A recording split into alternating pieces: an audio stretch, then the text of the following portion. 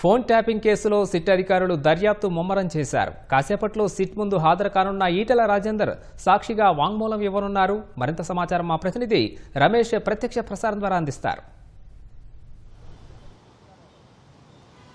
Phone tapping case వ్యవహారంలో SIT అధికారుల దర్యాప్తు ముమ్మరం చేయడం జరిగింది. ఈ కేసులో ప్రధాన నిందితుల నుంచి ఇప్పటికే పలుమార్లు విచారించినప్పటికీ దీంట్లో ఎవరైతే 618 మందికి సంబంధించి కూడా ఫోన్ ట్యాపింగ్ చేశారని చెప్పి కూడా సిట్ అధికారులు గుర్తించడం జరిగిందో వారిలో కొంతమంది సాక్షులను ఇప్పటికే సిట్ అధికారులు అయితే సాక్షిగా వాంగ్మూలం అయితే రికార్డ్ చేయడం జరిగింది. దాంట్లో కాంగ్రెస్ పిసిసి అధ్యక్షుడిగా ఉన్న మహేష్ గౌడ్తో పాటు మరికొంతమంది కాంగ్రెస్ నేతలు కూడా వారికి సంబంధించి కూడా సాక్షులకు వాంగ్మూలం అయితే రికార్డ్ చేయడం జరిగింది. ఈ రోజు బీజేపీ పార్టీకి సంబంధించి బీజేపీ ఎంపీగా ఉన్న ఈటెల రాజేంద్ర సంబంధించి కూడా అతన్ని వాంగ్మూలాన్ని అయితే ఏసీబీ ఇటు సిట్టు అధికారులు ఈరోజు సాక్షిగా వాంగ్మూలం అయితే రికార్డ్ చేయడం జరిగింది. మరొక నేత ప్రేమేందర్ రెడ్డి కూడా అతన్ని కూడా సాక్షులుగా అతన్ని కూడా వాంగ్మూలం అయితే రికార్డ్ చేయడం. కానీ ఈ కేసులో మొదటి నుంచి కూడా ఇటు కాంగ్రెస్ తర్వాత బీజేపీకి సంబంధించిన నేతలు కూడా తమ ఫోన్లు ట్యాపింగ్ అయినని చెప్పి కూడా గతంలో ఆరోపణలు చేసిన సంగతి తెలిసింది. అయితే వారి సాక్షుల వాంగ్మూలం తీసుకున్న తర్వాత ప్రధాన నిందితుడిగా ఉన్న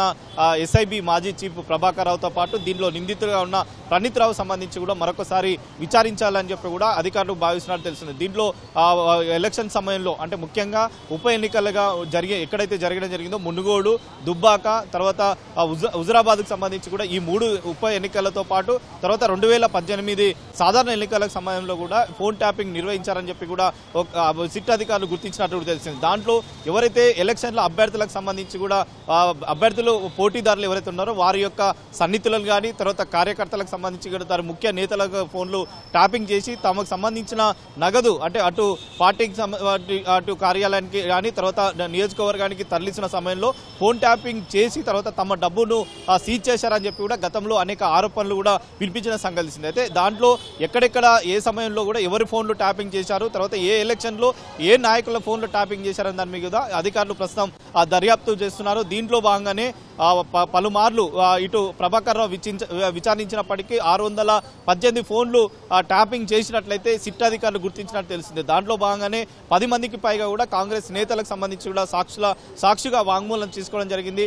ఈ రోజు మరి ఈటెల రాజేందర్కి సంబంధించి కూడా గతంలో అతను హుజురాబాద్ నుంచి ఉప ఎలక్షన్లో పోటీ చేసిన సమయంలో కూడా తమ ఫోన్లు ట్యాపింగ్ చేశారని చెప్పి కూడా ఆరోపణలు చేయడంతో కూడా సిట్ అధికారులు ఈరోజు అతన్ని సాక్షిగా వాంగ్మూలం ఇవ్వడానికి సిట్టు కార్యాలయానికి రావాలని చెప్పి కూడా కోరడంతో కూడా ఈ రోజు అయితే అతన్ని మరి కాసేపట్లో కూడా సిట్టు కార్యాలయానికి వచ్చే అవకాశం ఉంది. దీంట్లో అతను ఇచ్చిన వాంగ్మూలంతో కూడా తర్వాత నిందితులు చెప్పిన వాంగ్మూలానికి సంబంధించి కూడా వీరందరూ ఇచ్చిన వాంగ్మూలాన్ని కూడా ఛార్జ్షీట్లో దాఖలు చేసి ఛార్జ్షీట్ను కోర్టుకైతే సమర్పించే అవకాశం ఉంది. కానీ ముఖ్యంగా సాక్షుల వాంగ్మూలం చాలా కీలకంగా దీంట్లో కాబోతున్నాయని కూడా తెలుస్తుంది. కానీ ప్రధానంగా ఈ ఫోన్ ట్యాపింగ్ వ్యవహారానికి సంబంధించి కూడా ఇప్పటివరకే గతంలో అనేక మంది కూడా వాంగ్మూలాలు తీసుకోవడం జరిగింది. దాంట్లో ఒక ఛార్జ్షీట్ కూడా ఇప్పటికే కోర్టుకు దాఖలు చేయడం జరిగింది. మరొకసారి దీంట్లో A6గా ఉన్న శ్రావణ్ రావుతో పాటు తర్వాత ప్రధాన నిందితుడిగా ఉన్న ప్రభాకర్ రావుకు సంబంధించి కూడా వాంగ్మూలాలు ఇప్పటికే రికార్డ్ చేశారు. కాబట్టి సాక్షుల వాంగ్మూలాలతో కూడా వీరు ఛార్జ్షీట్ను కూడా దాఖలు చేసి కోర్టుకైతే సమర్పించే అవకాశం ఉంది. దీంట్లో ఎవరైతే గతంలో ఆరోపణలు చేయడం జరిగింది, తర్వాత సిట్ అధికారులు ఎవరైతే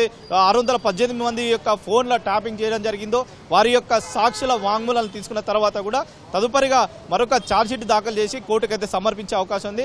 దీంట్లో సాక్షులు ఇచ్చే వాంగ్మూలాల ఆధారంగానే మరొకసారి అయితే ప్రభాకర్ రావు కానీ ప్రణీత్ రావు కానీ మరొక 3 నిందితులుగా ఎవరైతే ఉన్నారో వారిని కూడా మరొకసారి విచారించే అవకాశం ఉన్నట్టు తెలిసింది. విచారణలో భాగంగా మరి ఎలాంటి విషయాలు వెలుగులోకి వస్తాయనేది కూడా ప్రస్తుతం అయితే సందిగ్ధతగా నెలకొన్న పరిస్థితి అయితే ఉంది.